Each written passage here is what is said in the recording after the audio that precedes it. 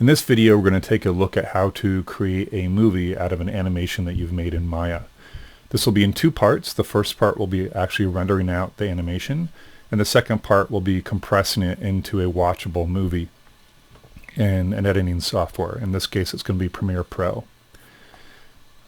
Real quick, just as a background, why can't we just render an animation straight out of Maya? It's just not designed for it. There are settings for it. We can go over here and we can choose to render out an AVI. You'll see though the compression options are just abysmal. They're just terrible. Everyone's bad. It's just not really set up for this. Professionally, Maya is made to render out as separate images and then be compressed together. Typically, it's even on many, many layers, so each image is going to be composited together. That's just how it's designed. So it's not designed to spit out movies, which is unfortunate. I expect it would be pretty easy for them to have a quick export option. The big downside for that, though, is that ultimately, if you do export a movie out of Maya, if at any point during the rendering it fails, you've lost your movie, even if you spent hours or days trying to render out that movie. So this is safer anyway. You can always pick back up where you left off if it does fail for some reason. So that would be the main reason, outside of the fact that, of course, it's not really what Maya is designed for. So here we go. This process will likely seem complicated the first time you do it, but once you get used to it, you'll be able to do this in no time. The actual rendering is what will take time, but the actual setting up the settings can take minutes. And same thing with the compressing the movie at the end. So here we go. I have a movie. It's just a bouncing ball, as simple as it can be. Here we go. I'm going to test the render. So I'm going to pick a frame, where there's a representative shot. I'm just going to render it really quick and make sure it shows up here. Cool. We got shadows. Ball looks good. Background looks good. It's everything I want. If you're not seeing what you want here, you want to fix it before you move on to the actual rendering stage. It's very easy to think that everything's fine, and then it turns out it's rendering black. You don't know why your animation's not working. It's just because you didn't turn the light on. So always test it first. Once we're ready, I'm going to save this out now. I'm just going to call this ball render settings. Something like that, just so I know that there's a separate file with the actual settings ready to go. If you want to make a generic base file, you can always open up that one to start your work and then always have settings that work for you. To set the settings before we render, this is up here. There's a little clipboard with the gear on it. I'm going to click on this. This is our render settings. So the first thing you want to do, and you do need to go through every setting and make sure you have the right one chosen, otherwise you're not going to get what you want. You want to first make sure you're using the right rendering engine. You might have a number here, Arnold, Maya, Redshift, what have you. In this case, this is just basic, so we're going to be using the Maya software engine to render this. It's going to give you kind of a summary of what you currently have selected right here. So you can keep checking this as you work through it, and also definitely double check it before you actually render. So first of all, file name, I'll call this, it's good to be specific because if you're going to be doing many renderings, you want to know which one's which. So I'll call this bouncing ball, basketball, and I'll say render test. And I always do a version. You never know how many versions you're going to have. So version 1. So it's a big old file name, but it's descriptive and I'll be able to understand it later. For image format, we're not going to be rendering out a movie. We've already established that's not a good plan. What you want to do is choose an image format that you want to work with. The most common ones are TIFF, Targa, and PNG. PNG is nice because it'll actually maintain any sort of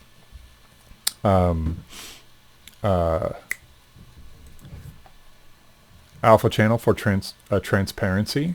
I definitely recommend it away from JPEG because it's a compressed format and we're going to be compressing it later. So you do want to use uncompressed formats. So let's see here. I do have QuickTime Movie in here, which I would go out. Unfortunately, Maya no longer supports this. So unless you do it on your own, you're probably not going to get that. I'm going to go ahead and export out using Targa. This is a common uncompressed format. As soon as you choose an image format, you'll see this change. It'll now give you a range. It'll render from here to here. So the next thing I'm going to do is choose the name and extension. This is really, really critical. If you use a default here with the number at the end, that's number of the frame, no program, most programs won't be able to identify the type of image. And actually, I'm going to switch this up. I'm going to go ahead and go PNG. I also have to make sure to turn off the alpha, which I'll have to show you anyway. So PNG is a good one. They're smaller files. They're still uncompressed. They render pretty quickly, and they're very common. So what we want to do is choose name.number.extension. Oops, name.number.extension. What this is going to do, it's going to put your number or frame here, and then put the extension, the type of image, afterwards, which means that most programs will now be able to identify this as a PNG image. So this is really critical. You also see that right now, I know it's this really tight text. In fact, let's make this smaller, just so it's a little bit less confusing when we're looking here. So you can see that it goes 1 to 10, except for this is, it's going to identify the number 1 and the number 10 as being the same value. What you need to do is add a little padding. I'm going to add 2, and now it's 0, 1 to 1, 0. And this will ensure that all the frames line up correctly. If you don't do the padding, you'll have to renumber everything, which will be really frustrating. If you do a frame padding of 2, you can go up to 100 frames before it has a problem. If you're unsure, it's always better to add more zeros. Let's do a frame padding of 4, and you'll see it's 0, 0, 0, 1. This would allow me up to 9,999 frames before I have issues. So I could just do 3, and that should be enough. But if you're ever unsure, go for more. So now they're nice and lined up. We want to choose our frame range. So for right now, my animation goes from frame 1 to frame 64. So I'll just go and type in 64 for here, and we'll start at frame 1. By frame, you can tell it to skip frames by going to 2. It'll do every other frame, every third frame, every fourth frame. But I want to render every single frame here. You can renumber frames and stuff like that too, but this is just fine as is. It's really important you choose the right camera. It'll often default to your perspective view, but in this case I have an animation camera that's labeled. I know that's the one I want to render out of. If you want to keep your background transparent or anything where there's not an image, you want to turn on the alpha mask. This will actually render this transparent, but in this case I don't want to do that because the camera has a color associated with it. Your frame size is really important. Right now, or my resolution, sorry, it's my resolution size. It says right now at 1280 by 720. I want to go full HD on this, which would be 1920 by 1080. You'll see it's the exact same frame, just a higher resolution. You can also choose it in here, including 4K. You can do HD 720. HD 1080 is this right here. So that would work just fine. Sorry about the screaming children in the background. You want to make sure your device, your pixel aspect ratio is 1, so it's 1 to 1. They're square pixels. Sometimes it might squish it to something else if you choose a different default. And those are all our settings. The one thing else you might want to do in Maya software is pop over here, and if you know this is going to be your final render, go ahead and select quality, production quality, and this will give you much higher quality anti-aliasing. It'll take longer to render, but it'll look much, much better. This is such a simple render, I'll go ahead and leave that on. If you're doing a first render just to see how it looks and it's not too long, you can try preview quality and maybe lower your resolution here to something much faster and do a quick test, make sure there's no weird bugs or anything like that. And then you can up the level of quality for your final render. If you're pretty confident, just go for it. With our render settings saved, we can now go ahead and do our render. It's worth noting that if you did save out your file, you can actually shut down Maya completely. And if you have your file, I have a different one right here, but same idea. You can right click on it in Windows and choose render, and it will actually render it without Maya even open. It will save you some memory, and it technically renders a little bit faster. I don't often do that, but it's an option that's worth noting. Normally what I'm going to do, especially if I'm on a public computer, but even if I'm on a personal computer, I like to, before I render, click on this button down here, which is the script editor. And the reason why I like this is because if you don't have it on, it doesn't look like Maya is doing anything. And this guarantees that people can see, you and other people can see that something's happening on this machine. It'll actually give you a running commentary of what's going on and when.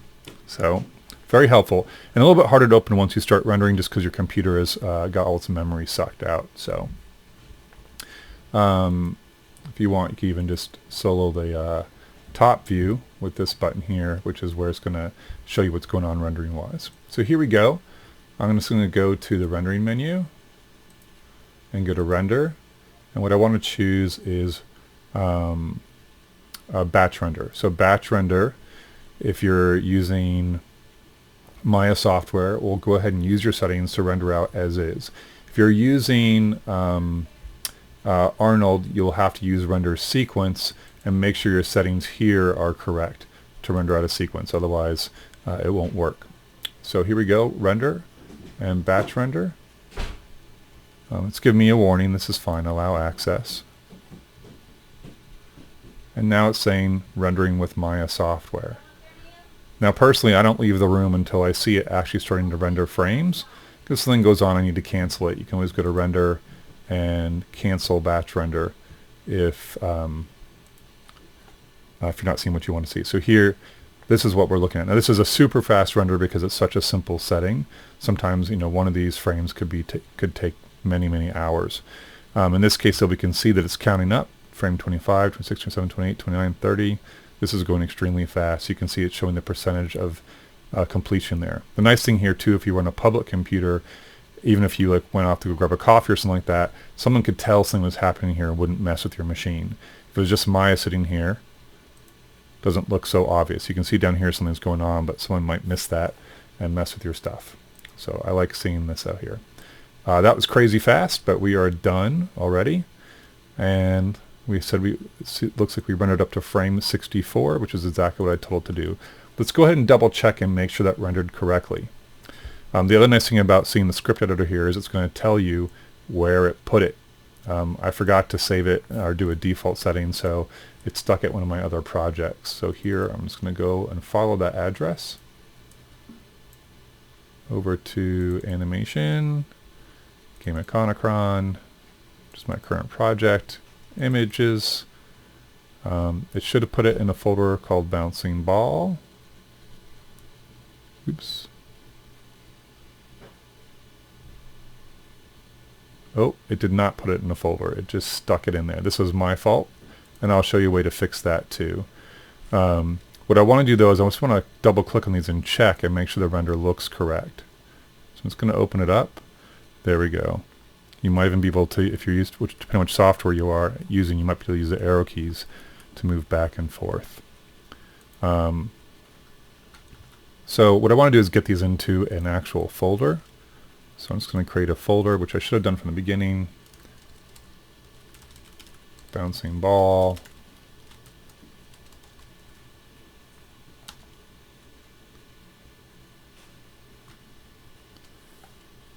And I'll just take all these images. If you keep rendering to the same place with your images not in a folder, this gets ugly really fast and really hard to find stuff. So always good to have things in a folder in your current project. So I just cut and pasted them in here, and I'm just going to drag this folder out because I don't need it there. So I'm just going to move it to my desktop for the moment.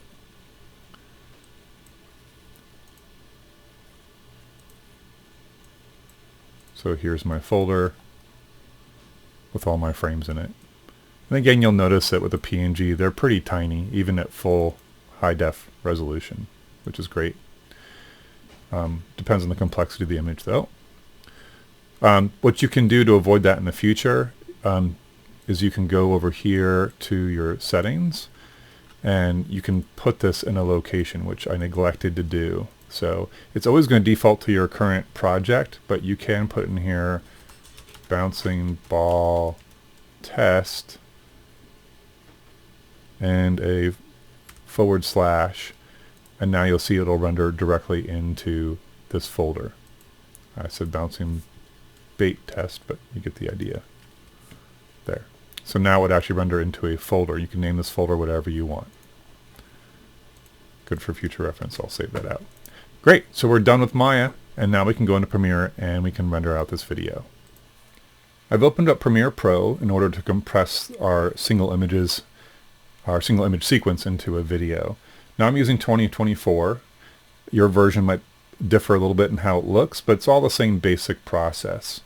So you want to find somewhere where you can start a new project. So I'm just going to choose New. In 2024, it defaults to showing you how to find or allowing you to find the media to import to start.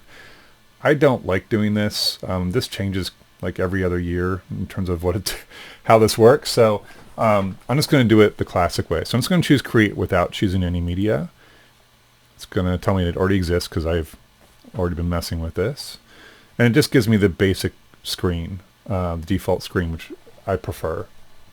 From here, I can import media myself, or, as I often do, you can drag media here just to import it. I'm going to go ahead and choose Import Media, which I could have done in the previous stage. I just wanted to show you how it looks in the main screen. You can also, if this isn't showing up on yours, you can always choose File, Import, and just import media that way.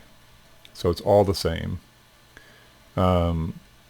Let's go to where I saved the images. In this case, I put them on the desktop. And here's the bouncing ball. Now, really importantly, when you import these images, you want to bring it in as a sequence.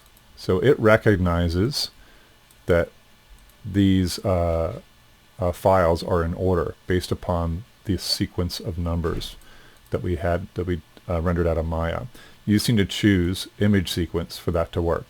All you need to do is choose the first image in the sequence and it'll do the rest. So I'm going to choose Open, and it should bring this in as a movie. Now, because of the way I have my settings, it automatically brings it in at a frame rate of 24 frames per second. For the most part, most people don't have it set this way. Premiere defaults to bringing everything in at video rates at like 29.97. So really importantly, when you drag this video into the timeline, it's going to reset all the settings in this particular project to the settings of this clip. If it's at 29.97 and you drag and drop this in here, it's going to set your whole project to 29.97, and you do not want that. So really importantly, before you drag it in there, you want to right click on it and choose Interpret Footage, Modify Interpret Footage. If you're in After Effects, it has the same thing, but it's not, I don't believe it's under a Modify menu. I think it just goes straight to Interpret Footage. So again, it's right click, Modify Interpret Footage, and you want to tell it to assume the frame rate of 24 frames per second. Again, it's probably at 29.97 or 30. You can tell it to assume this frame rate and then tell it 24 what to adapt to, and then it'll play correctly. If you forget this step, your video is going to play at the wrong frame rate. It's going to look bad, again, unless you happen to be at 30 or 29.97. So it's really important you do this step. I'm going to hit OK. And now I can safely, after I double check it's 24 frames per second, I can drag and drop it in here. If this project settings are not currently set to 24, it'll ask you to approve it. You can go ahead and say yes. Now definitely before we render it out, I want to press play and make sure it looks good. Looks good. I am pleased.